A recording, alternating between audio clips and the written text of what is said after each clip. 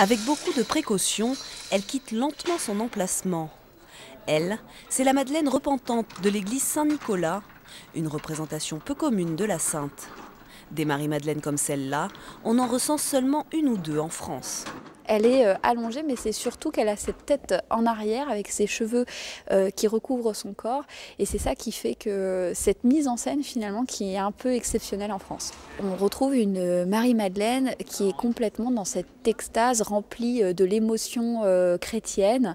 Et c'est ce qu'on essayait de transmettre en fait aux fidèles à cette époque, beaucoup d'émotions dans la religion. Placée à l'origine dans l'ancien couvent des Carmélites, personne ne sait exactement comment cette Madeleine s'est ensuite retrouvée dans l'église Saint-Nicolas de Blois. Elle en sort pour la première fois depuis plus de 300 ans, avec toute l'attention due à son grand âge. Une véritable opération de sauvetage, car malgré ses centaines de kilos, l'œuvre classée aux monuments historiques est très vulnérable. Le temps et l'humidité ont déjà détruit certains détails de la sculpture.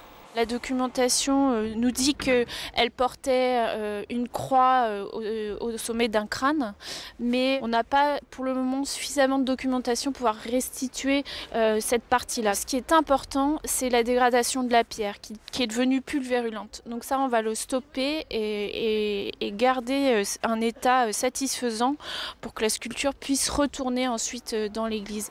Sainte-Madeleine quitte le Loir-et-Cher, direction Tours pour 6 mois de restauration. À Blois, on compte aujourd'hui 60 objets protégés au titre des monuments historiques.